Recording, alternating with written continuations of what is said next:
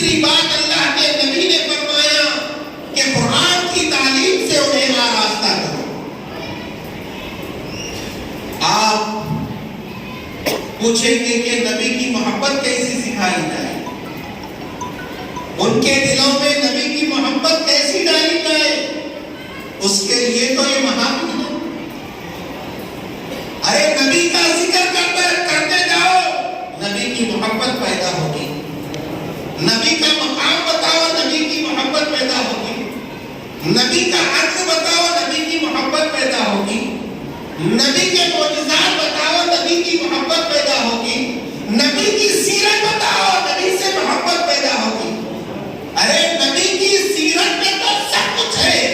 اگر کوئی نبی کی سیرت اگر نہیں پڑھتا، نہیں معلوم کرتا، تو پھر سمجھو کہ اس کی سیرت ہی نہ تمام ہے۔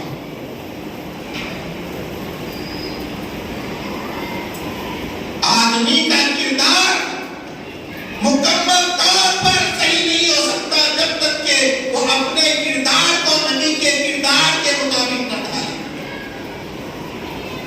اللہ نے آپ کی ذات کو ہمارے لیے، ساری انسانیت کے لیے نمونہ بنایا۔ لَقَدْ كَانَ لَكُمْ فِي رَسُولِ اللَّهِ أُسْوَةٌ حَسَنَةٌ۔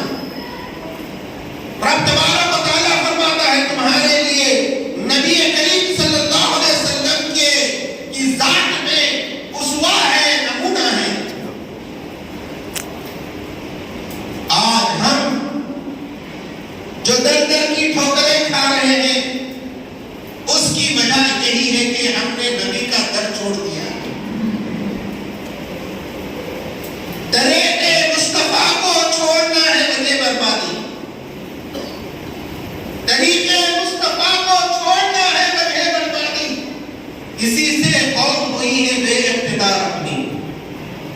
جب تک مسلمان طریقے مصطفیٰ کو پکڑے ہوئے تھے، قرآن کو پکڑے ہوئے تھے، تھامے ہوئے تھے، رسول کے اسوے کو تھامے ہوئے تھے، وہ اقتدار پر تھے، کامیابی ان کے قدم چھوٹتی تھی۔ علامہ اقبال نے کیا خوب کہا، او زمانے میں معزز تھے مسلمان ہو کر، او زمانے میں معزز تھے مسلمان ہو کر، ہم خار ہوئے تاریخ قرآن ہو کر۔ یہ آئی کہ بستی جو ہے وہ قرآن کو چھوڑنے سے، نبی کے اسوے کے چھوڑنے کی وجہ سے۔ اسلام جو ہے وہ ترقی سے نہیں روکتا۔ کیا اسلام نے کہا ہے کہ دنیاوی اعتبار سے ہم ترقی نہ کریں، دنیا کے ہر شعبے میں ترقی نہ کریں؟ اسلام ہرگز نہیں کہتا۔ پہلے تم پکے اور سچے مسلمان بن جاؤ، اس کے بعد دنیاوی اعتبار سے جتنی ترقی کرنا چاہتے ہو تو کر دو۔ تعلیمی میدان میں ہو، کسی اور شعبے میں، بلکہ مسلمان کو ہر شعبے کے اندر آگے ہونا چاہیے۔ آج ہمارا حال ایسا ہو گیا کہ سب سے زیادہ پستی کی طرف ہے تو مسلمان ہیں، لیکن آج بھی ہم غافل ہیں۔ جب تک ہم نبی کے طریقے کو اختیار نہیں کرتے، نبی کے اسوے کو اختیار نہیں کرتے، نبی کے سنتوں کے مطابق، آپ کے تعلیمات کے مطابق عمل نہیں کرتے، نہ ہمیں دنیا کی کامیابی مل سکتی ہے، نہ آخرت کی کامیابی مل سکتی ہے۔ دنیا کی ترقی کے لیے بھی نبی کی ذات ہے، اور آخرت کی کامیابی کے لیے بھی نبی کی ذات ہے۔ یہ دین جو ہے اڑچن نہیں بنتا آپ کو ترقی کے لیے۔ اللہ کے نبی نے کیا فرمایا، دنیا کی ترقی چاہتے ہیں تو تعلیم کو لازم کرو، دینی اعتبار سے ترقی چاہتے ہیں تو تعلیم کر لو، تعلیم کو لازم کرو۔ اللہ کے نبی آزادی دلانے کے لیے آئے، بلکہ اسلام آیا غلامی کے دور کو ختم کرنے کے لیے۔ اسلام ہی وہ مذہب ہے جس نے آزادی سے روشناس کروایا۔ اللہ کے نبی نے بولا کہ دیکھو، اگر قسم ٹوٹ گئی ہے تو غلام کو آزاد کرو، روزہ ٹوٹ گیا ہے غلام کو آزاد کرو۔ پھر کہا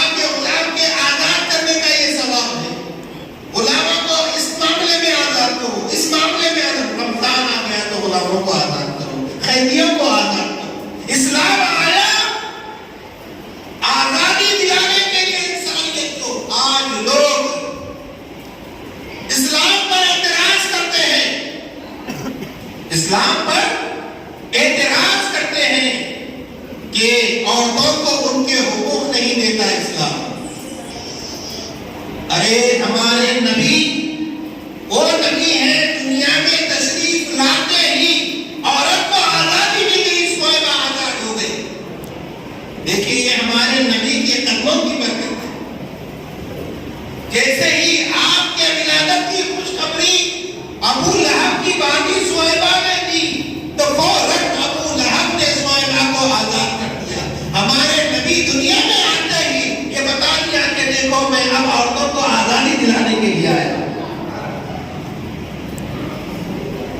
حضور کی ولادت کے وقت بہت سارے واقعات کا ظہور ہوا. ان میں سے ایک واقعہ یہ بھی ہے کہ جس سال آپ صلی اللہ علیہ وسلم پیدا ہوئے جس وقت اس وقت سارے لڑکے ہی پیدا ہوئے، کوئی لڑکی پیدا نہیں. علماء نے بہت اچھی بات بتائی. نبی رحمت العالمین صلی اللہ علیہ وسلم کی تشریف آوری کے ساتھ کہیں ایسا نہ ہو کوئی لڑکی پیدا ہو اور اس کا باپ اس کو زندہ درگور نہ کرے. کوئی باپ اپنی لڑکی کو زندہ درگور نہ کرے اور اس رسم کو، اس ظلم کو مٹانے والی شخصیت محمد رسول اللہ صلی اللہ علیہ وسلم.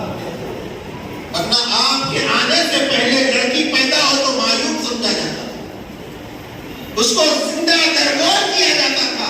آپ صلی اللہ علیہ وسلم نے عورت کو اس کا مقام دیا، عورت کو مقام عطا کیا ماں ہونے کی حیثیت سے، عورت کو مقام عطا کیا بیوی ہونے کی حیثیت سے، عورت کو مقام عطا کیا بہن ہونے کی حیثیت سے، عورت کو مقام عطا کیا بیٹی ہونے کی حیثیت سے. ہر طرح سے اس کے حقوق کو بدلا دیا اللہ نے. اسلام وہ مذہب ہے جو ہر ایک کے ساتھ عدل و انصاف کرتا ہے، انصاف کی تعلیم دیتا ہے. اگر انصاف کا دوسرا نام ہے تو وہ اسلام ہے. ہمارے نبی نے اس دنیا میں آتے ہی دنیا کو انصاف کا پیغام کس بہترین انداز میں دیا. بتایا جاتا ہے دائی حلیمہ آپ کی جو دایا تھی، جب آپ صلی اللہ علیہ وسلم کو گود لیا تو ان کو اپنے بچے کو پلانے کے لیے بھی دودھ نہیں تھا. وہ بھوک کے مارے بلکتا تھا. جو ہی آپ صلی اللہ علیہ وسلم کو لیا تو ان کی چھاتیاں دودھ سے بھر گئی. یہ تھا نبی کا فیضان، یہ تھا نبی کا فیضان. جو ہی دائیں طرف والی چھاتی سے آپ صلی اللہ علیہ وسلم کو دودھ پلایا اور پھر چاہا کہ بائیں طرف سے بھی پلائے. اللہ کے نبی نے ہرگز نہیں پیا. وہ جو دوسرے بائیں طرف والی چھاتی جو ہے وہ اپنے رضائی بھائی کے لیے چھوڑ دیا. یہ ہے ہمارے نبی کا انصاف. بچپن میں دنیا کو انصاف کا پیغام دیا.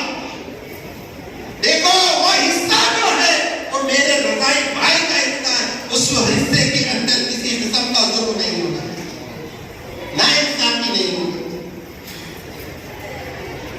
ارے ظاہر میں حلیمہ نے سرکار کو پالا ہے، درست یہ ہے کہ سرکار نے حلیمہ کو پالا ہے. ان کے گھر کی حیثیت بدل گئی. جو اونٹنی لے کے آئی تھی چل نہیں سکتی تھی، اور جب آپ صلی اللہ علیہ وسلم کو سوار کر کے لے جا رہی تو سب سے آگے. اور دائیں حلیمہ کی بکریاں جو ہیں وہ ڈھیل ڈول ہو گئی، خوب دیر دودھ دینے لگی. قبیلے والے کابو والے کہہ رہے ہیں، اپنے چرواہوں سے کہہ رہے ہیں کہ وہیں جا کر اپنی بکریاں بھی چراؤ جہاں حلیمہ کی بکریاں چر رہی ہے. وہ چرائی کا آپ کا کمال نہیں تھا، وہ مصطفیٰ کا کمال تھا. سبحان اللہ.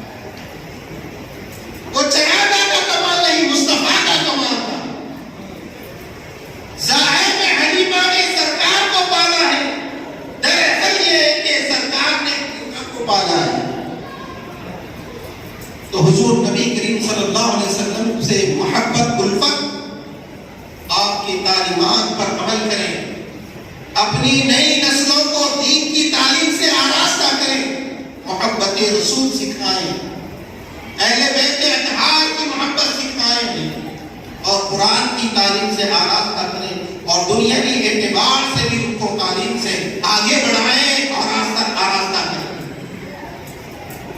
عزیزان گرامی، آج ترقی کا سینہ ہے تو وہ تعلیم ہے۔ انسان کی ترقی کا جو سینہ ہے تو وہ تعلیم اور ہنر ہے۔ اس میدان میں مسلمانوں کو آگے بڑھنا چاہیے۔ روپیہ کمانے، پیسہ کمانے سے اسلام نہیں روکتا، دنیاوی ترقی کرنے سے اسلام نہیں روکتا۔ کیا ڈاکٹر بننے سے آپ کو اسلام روکتا ہے؟ انجینئر بننے سے کیا اسلام روکتا ہے؟ سائنٹسٹ بننے سے کیا اسلام روکتا ہے؟ ارے دنیا کے ماہر سے ماہر ترین آدمی بنو، لیکن تم اپنے ایمان کی حفاظت کرتے ہوئے، ایمان پر ثابت قدم رکھتے ہوئے سے اعلیٰ درجہ آپ حاصل کر سکتے۔ تو مسلمانوں کو تعلیم کی طرف توجہ دینی چاہیے، اخلاق کی طرف توجہ دینا چاہیے۔ اللہ کے نبی نے کیا فرمایا؟ میرے بعثت کا ایک مقصد یہ ہے کہ میں اخلاق کو پورا کرنے کے لیے بھیجا گیا ہوں۔ لِأُتَمِّمَ مَكَارِمَ الْأَخْلَاقِ، میں معلم بنا کر بھیجا گیا۔ تو عزیزان گرامی، حضور کی سیرت پڑھیں، محافل سجائیں، درود پاک کی محفلیں سجائیں، اپنے گھروں میں سجائیں۔ درود پڑھنے سے اللہ کے نبی سے محبت اور تعلق ہوتا ہے۔ سبحان اللہ، خیر و برکت رہتی ہے گھروں میں۔ ان چیزوں کا اہتمام کریں۔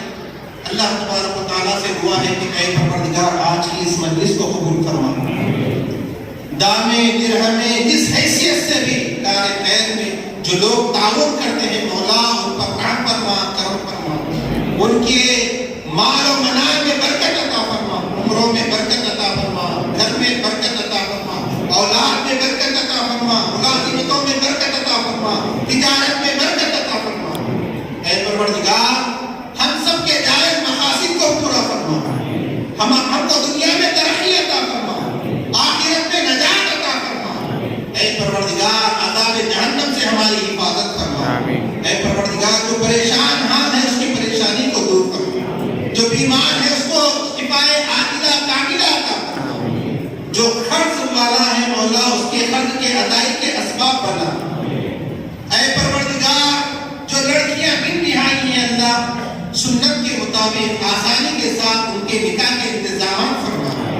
اے پروردگار ہمیں اپنے نبی کی محبت عطا فرما، ان کی بھی محبت عطا فرما جو نبی سے محبت کرتے ہیں، جن سے تو محبت کرتا ہے۔